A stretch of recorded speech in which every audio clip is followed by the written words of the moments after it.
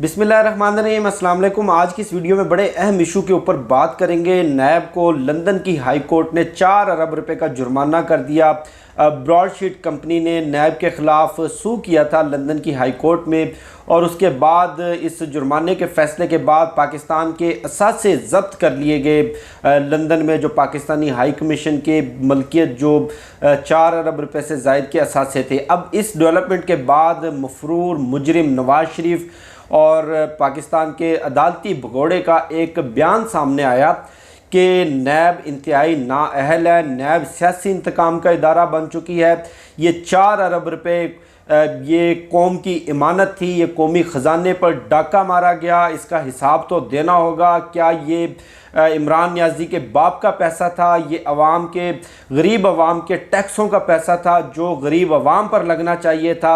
अब मामला कुछ यूँ है कि एक चोरी ऊपर से सीना जोरी, यानी कि मुजरिम खुद चोरी करके खुद ही शोर डाल रहा है। ज़रा मैं आपको इसकी डिटेल बताऊंगा, फिर आपको समझ आएगी। उससे पहले मैं एक छोटा सा वाक़या कह लें या पाकिस्तान के अंदर एक छोटी सी रवायत कह लें जेब कतरों की, कि जेब कतरे कभी भी अकेले वारदात नहीं डालते, वो ग्रोह की सूरत में वारदात डालते हैं। मेलों पर, मेलों में, बाज़ारों में और रश वाली जगहों पर, पब्लिक ट्रांसपोर्ट में। और जब कोई जेब कतरा पकड़ा जाए तो उसके साथी उसकी मदद को ऐसे आ पहुंचते हैं, वो आकर उस जेब कतरे का गिरेबान पकड़ते हैं, थप्पड़ों से, घूंसों से, लातों से उसकी तवाज़े करते हैं। उसके बाद उसकी गालियों से तवाज़े की जाती है और फिर कहा जाता है कि जनाब आप छोड़ दें, हम इसकी मुरम्मत करते हैं और इसके बाद हम इसको थाने में, हवालात में, पुलिस के हवाले करेंगे। और इस तरह वो अपने जेब कतरे साथी को लेकर निकल जाते हैं। बिल्कुल कौमी चोरों का भी यही तरीका वारदात है। नवाज शरीफ, शहबाज शरीफ, आसिफ जरदारी, फजलुर रहमान के जब पकड़े गए तो पहले एक दूसरे की खातिर तवाज़ा करने के बहाने और फिर खुलेआम इंतहाई ढिठाई और इंतहाई बेशर्मी से ये सारे के सारे कौमी चोर इकट्ठे हो गए। अब इस तंबूरे जैसे सर वाले भगोड़े से पूछा जाए ये सारा मामला शुरू कहाँ से हुआ। सन 2000 में जनरल मुशर्रफ ने जिस वक्त इस तंबूरे जैसे सर वाले की हुकूमत का तख्ता उल्टा, नैब को वसी अख्तियारात देकर अकाउंटेबिलिटी शुरू करवाई गई, एहतसाब शुरू करवाया गया। अब ये भी बड़े मज़े की बात है कि जो आज इंतहाई गुलूगेर लहजे में और इंतहाई पुरसूज आवाज़ के अंदर जो गरीब आवाम के टैक्सों से इकट्ठे किए 4 अरब रुपए का रोना रो रहा है और नैब को सियासी इंतकाम का और नैब को पाकिस्तान को बदनाम करने वाले एक इदारे का टाइटल दे रहा है, नैब की बुनियाद भी इसी तंबूरे जैसे सर वाले ने रखी।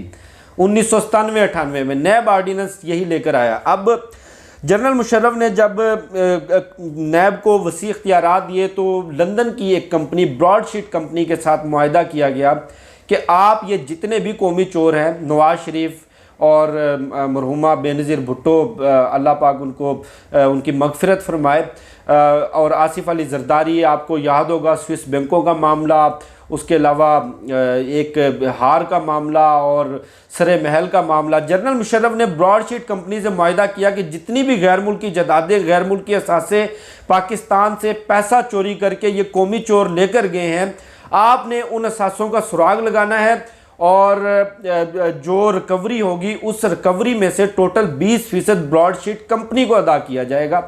अब ब्रॉडशीट कंपनी ने लंदन फ्लैट्स का सुराग लगाया, सरे महल का सुराग लगाया और उसके अलावा काफ़ी सारे असासों के सुराग लगाए। अब लंदन फ्लैट्स, बबलू डब्लू का वो शोरा आफाक इंटरव्यू आपको याद होगा, अल्हम्दुलिल्लाह फ्लैट हमारे यहाँ अल्हम्दुलिल्लाह। उससे कबल तो गुज़श्ता 20 साल से आवाम को बेवकूफ़ बनाते आ रहे हैं कि तो कतरी के हैं, ये तो हम किराए पर रह रहे हैं, हमारे पास तो रिहाइश नहीं थी, हमें किसी ने तोहफ़ा दिया है, हमारी तो इतनी हैसियत नहीं कि मैफेयर जैसे महंगे इलाके में फ़्लैट्स खरीदें। अब हुआ क्या कि जनरल मुशर्रफ ने NRO साइन कर लिया शरीफ ख़ानदान के साथ, 10 साल का मुआहदा करके ये जद्दा फ़रार हो गए, और बेनज़ीर भुट्टो के साथ भी NRO हो गया। NRO होने के बाद ये जितने भी केसेस थे, सारे के सारे करप्शन केसेस, सारी फाइलें क्लोज़ कर दी गई, ठप कर दी गई।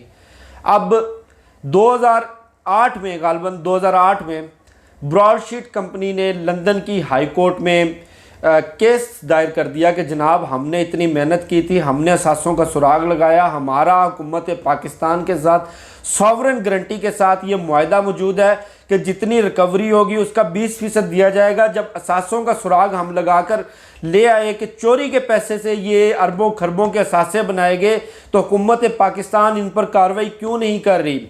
अब 2008 में किसकी हुकूमत थी? पाकिस्तान पीपल्स पार्टी की हुकूमत थी। पाकिस्तान पीपल्स पार्टी ने बजाय वो मुकदमा जो ब्रॉडशीट कंपनी ने हुकूमत पाकिस्तान के ख़िलाफ़ सू किया था उसकी पैरवी करने के, उन्होंने 5 मिलियन पाउंड किसी ब्रॉडशीट कंपनी के फ्रंटमैन को अदा कर दिए।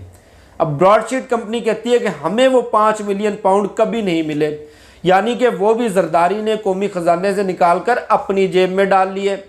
चोरी के ऊपर एक और चोरी। उसके बाद क्या हुआ? 2013 में मुस्लिम लीग नून की हुकूमत आई, मुकदमा चलता रहा। अब कभी आपने देखा है कि चोर अपने ही खिलाफ चलने वाले मुकदमे की पैरवी करे? कभी ऐसा नहीं होगा। अब तहरीक इंसाफ की हुकूमत में ये लंदन की हाई कोर्ट ने गालबन 2018 में फ़ैसला दे दिया था कि ब्रॉडशीट कंपनी अपने मौक़िफ़ में बिल्कुल दुरुस्त है। चोरी के पैसे का इन्होंने सुराग लगाया, ये इनका मौक़िफ़ भी दुरुस्त है। मैफेयर फ्लैट्स का सुराग इन्होंने 2000 में लगाया, जो ये कहते थे कि हम तो कतरी के फ्लैट में मेहमान के तौर पे रहते हैं। सरे महल का सुराग लगाया, दीगर असासों का सुराग लगाया, स्विस बैंकों में मौजूद 200 अरब डॉलर का सुराग लगाया, जिसका आज ताना मुस्लिम लीग नून देती है। लिहाजा इनको रिकवरी का 20% अदा किया जाए, या 20% रिकवरी का अदा किया जाए, वरना 30 मिलियन पाउंड इनको लमसम अमाउंट अदा की जाए। अब जाकर 2020 में, दिसंबर 2020 में जो हुक्म इम्तनाही पाकिस्तान ने लिया था वो खारिज हो गया और पाकिस्तान को ये हुक्म दिया गया है कि आप ये 4 अरब रुपये अदा करें। अब दिल पर हाथ रख कर बताएं कि इस 4 अरब रुपये की चोरी और इस 4 अरब रुपये के नुकसान का ज़िम्मेदार क्या इमरान खान है? क्या मौजूदा नैब है? क्या इसका ज़िम्मेदार मौजूदा निज़ाम है? क्या इसका ज़िम्मेदार जनरल मुशर्रफ नहीं जिसने इन कौमी चोरों के साथ एनआरओ किया? क्या इसका ज़िम्मेदार वो तंबूरे जैसे सर वाला नहीं जिसने यहाँ से कौमी ख़जाना लूटा, यहाँ से अवाम के पैसे को चूना लगाया और पाकिस्तान के पूरे निज़ाम को, पाकिस्तान के पूरे निज़ाम इंसाफ को, पूरी अदलिया को यहाँ से चकमा देकर आज लंदन में भगोड़ा होकर, मफरूर होकर वहाँ पर बैठा है? क्या इसका ज़िम्मेदार आसिफ अली जरदारी नहीं? अब इंतहाई मासूमियत से, इंतहाई गुलूगेर लहजे में पुरसोज आवाज़ बनाकर कि ये पाकिस्तान के 4 अरब रुपये पे डाका डाला गया, इमरान न्याजी हिसाब तो इसका देना पड़ेगा, ये ड्रामेबाजी किसके सामने कर रहे हैं? ये बिल्कुल जेब कतरों वाला इनका तरीक़ा वारदात है, बिल्कुल डाकुओं वाला इनका तरीक़ा वारदात है कि जब सब पे हाथ पड़ता है सब इकट्ठे हो जाते हैं, जब किसी एक पर हाथ पड़ता है तो लफ्जी फायरिंग करते हैं, एक दूसरे पर इल्ज़ामात लगाते हैं। जिस तरह जेब कतरे अपने साथी की मदद को आकर पहुंचते हैं और उसको वहां से निकालने के लिए थप्पड़ों से, घूंसों से, लातों से उसकी खातर तवाज़ा करते हैं, साथ गालियों की बुछाड़ करते हैं और इसी असना में उसको वहां से, उस हजूम से लेकर फ़रार हो जाते हैं। बिल्कुल यही इन्होंने किया कि फजलुर रहमान एक ज़ादी मार्च लेकर आया और उस हजूम से नवाज़ शरीफ को लेकर फ़रार हो गया, और अब एक मरतबा फिर मरियम नवाज़ को फ़रार करवाने के लिए सारा शोर शराबा। ये हैं असल कौमी चोर, ये हैं असल ज़िम्मेदार जिनकी वजह से 4 अरब रुपये का आज नुकसान बर्दाश्त करना पड़ा। ये गंद वो छोड़ कर गए थे पाकिस्तान की आने वाली हुकूमतों के नाम, जो आज तहरीक इंसाफ की हुकूमत इस गंद को साफ़ कर रही है। मुझे शफ़क़त अली को दीजिए इजाज़त, इंशाल्लाह फिर नेक्स्ट वीडियो में मुलाकात होगी। पाकिस्तान जिंदाबाद।